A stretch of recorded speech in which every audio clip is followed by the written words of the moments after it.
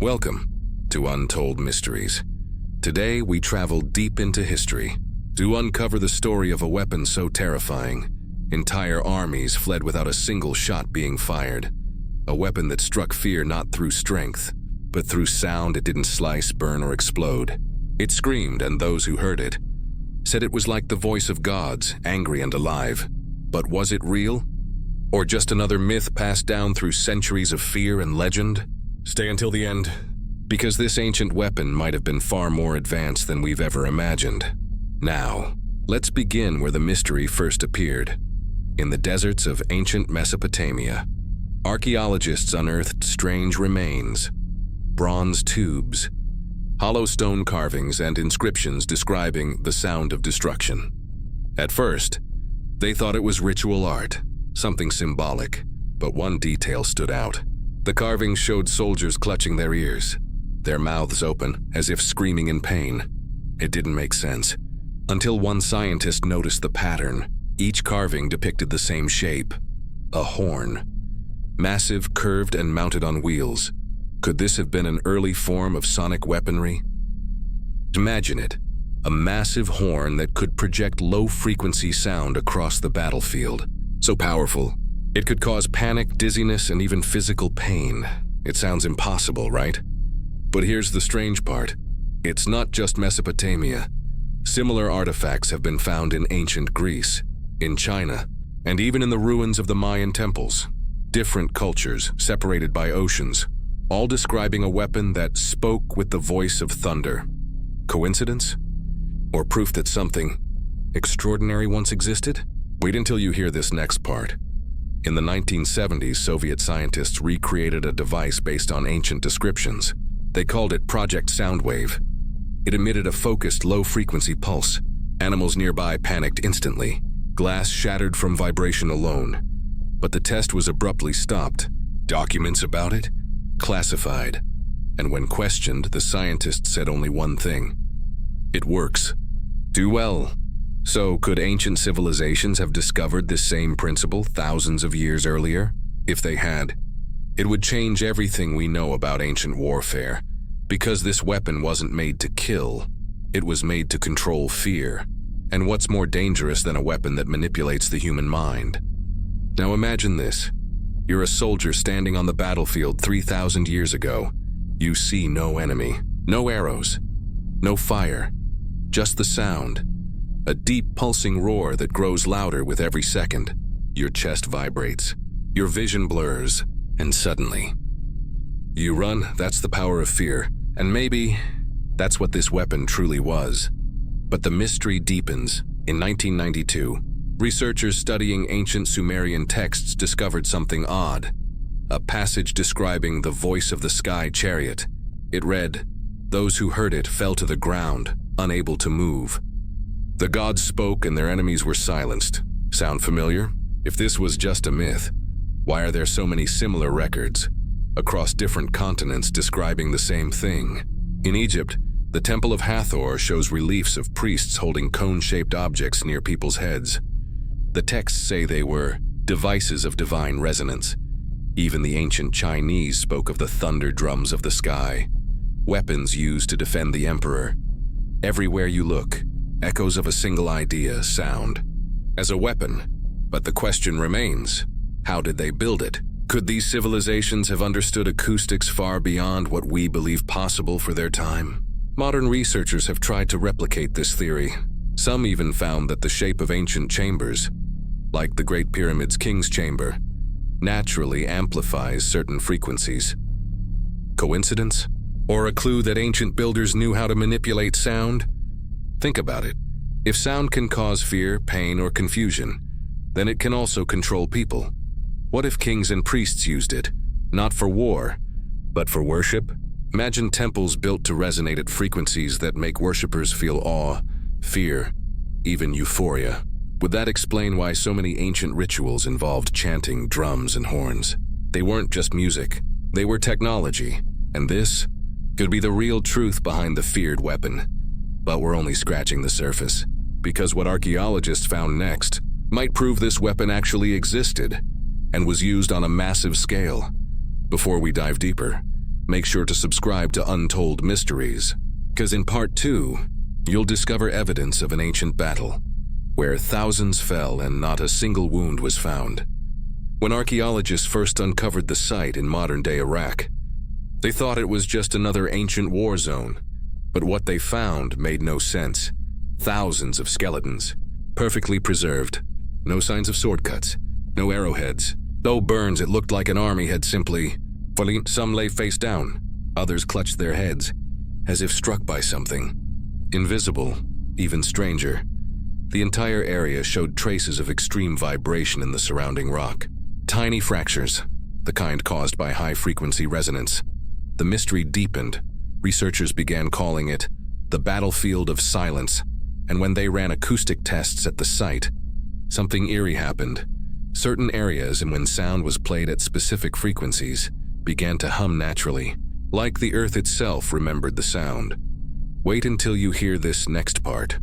One researcher theorized that ancient armies might have used massive horns or resonating chambers built into nearby cliffs.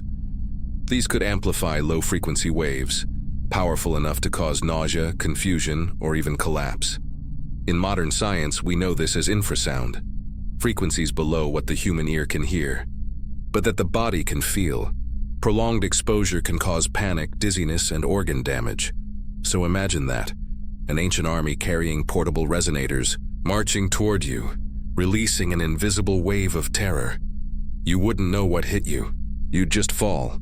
But could this really have existed thousands of years ago? Well, history gives us a clue. Ancient texts from Assyria describe a king named Naram Sin, who claimed to possess the weapon that shouts louder than storms. He wrote that it was gifted to him by the gods, and that his enemies fell before him without arrow or flame. Most historians dismissed it as poetic exaggeration. But now, maybe it wasn't. Modern-day engineers recreated a scale model of what such a weapon could look like. A massive conical horn made from bronze and animal hide. When tested, the sound waves were so intense, they shattered thin glass from over 100 feet away. But that's not even the strangest part. In the same region, ruins were found of circular stone platforms, aligned perfectly to reflect sound toward the open desert. Could these have been ancient amplifiers? Natural echo chambers designed for war? It seems impossible. Yet somehow the evidence keeps aligning, and it doesn't stop there. In India, ancient Sanskrit texts describe Vimana, flying chariots of the gods, that used roaring sound to paralyze enemies. In South America, legends of the Nazca people speak of sacred tones used to move stones and break the will of men. Different civilizations, different eras, same story, sound, as a weapon. But here's where things get truly chilling. Recent studies in military science have proven that directed sound technology can disorient, incapacitate, or even cause fainting. These devices exist today. They're called LRADs, long-range acoustic devices, used for crowd control, naval defense, and even psychological warfare. And yet, ancient texts describe nearly the same thing, millennia before the concept of electricity even existed. So the question is, did the ancients discover something we've only just begun to understand? And if they did, where did that knowledge go? Did it vanish with their empires? Or was it deliberately erased to keep such power hidden? One chilling possibility remains, that this weapon wasn't entirely human-made. Some texts describe the sound as the voice of the gods. Others call it the breath of the sky. Could it have been inspired by something not of this world? Before you dismiss that as fantasy, listen to this. In 2015, satellite scans detected massive underground chambers beneath the same region, still unexplored, still sealed. Could those tunnels hide the remains of this ancient technology? We don't know, because permission to excavate them has never been granted. Officially, they're unstable geological structures. Unofficially, well, let's just say some believe they're hiding something. And if that's true, then what we call myth might actually be history. But the biggest question remains, who built it? Because in the next part, we'll uncover the civilization said to have created this terrifying weapon, and the clues that link it to something far beyond human understanding. Don't miss part 3. Because what's coming next might completely rewrite our idea of ancient power, and if you're still here, thank you for watching Untold Mysteries. Make sure to subscribe, leave a comment with your theory, and share this video with someone who loves uncovering the truth behind history's strangest secrets. Because this story is only just beginning. For centuries, historians believed the story of the sound weapon was nothing more than legend, a poetic exaggeration of thunder, storms, or God's wrath. But deep beneath the shifting sands of Mesopotamia, something changed that belief forever. In 1997, a group of archaeologists unearthed what looked like fragments of giant bronze tubes, partly melted, fused with sand, as if exposed to unimaginable heat. Nearby, they found inscriptions, the words ancient Akkadian, and one phrase kept repeating, the voice of Ishtar. At first, researchers thought it referred to religious ceremonies, chants, songs, rituals. But when acoustic engineers studied the shape of the fragments, they discovered something extraordinary. The tubes weren't musical instruments. They were tuned. Each piece was carefully designed to resonate at a specific frequency. And when those fragments were reconstructed digitally, they produced a deep, pulsing vibration almost identical to modern infrasound weapons. This was no coincidence. Someone, thousands of years ago, understood the science of sound at a level we're only rediscovering today. But here's the part that sends chills down your spine. Ancient Sumerian tablets describe a group known as the Apkallu, the wise beings, who came from the sea. They were said to have given early humans knowledge of building, writing, and sound that moves stone. Many archaeologists interpret this symbolically. But what if it wasn't? What if these beings were real, not gods, but visitors, engineers, scientists, from a lost civilization? Because similar myths appear all over the world. In Egypt, the god Thoth was said to use the voice of command to lift massive blocks. In Greece, Orpheus could charm nature itself with music. In South America, the Incas spoke of stones that danced when the priest sang. Different continents. Same story. Power through sound. Wait until you hear this next part. In 2008, researchers from the University of Seville tested whether sound could actually move stone.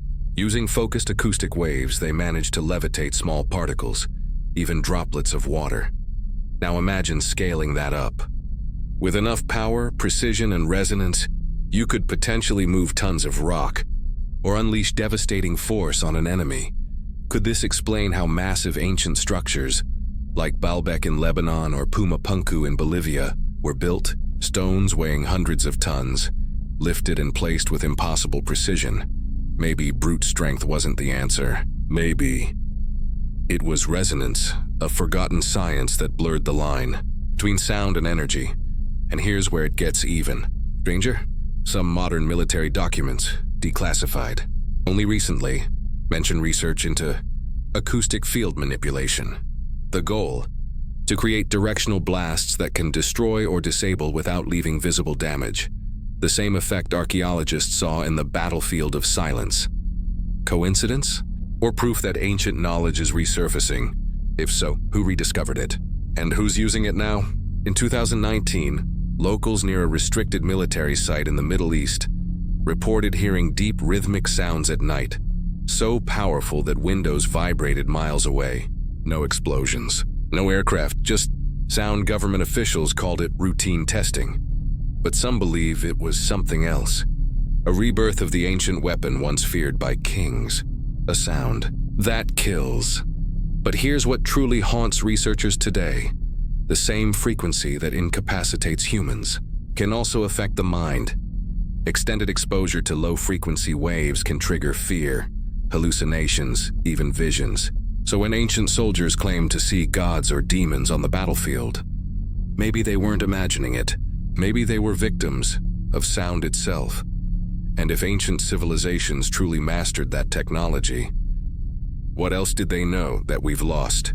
Some say the knowledge was buried on purpose, hidden in coded texts, sealed chambers, or destroyed in floods of legend. Because those who wielded it realized its danger. A weapon that doesn't destroy cities, but minds. Now think about this. If the ancients once controlled sound to create fear, obedience, or even worship, what if the same principle is still being used today? Through frequency, through media, through the very air around us? It sounds like conspiracy. Until you realize, it all began thousands of years ago with a single weapon, one that needed no blade, no fire, only the right sound, the feared weapon.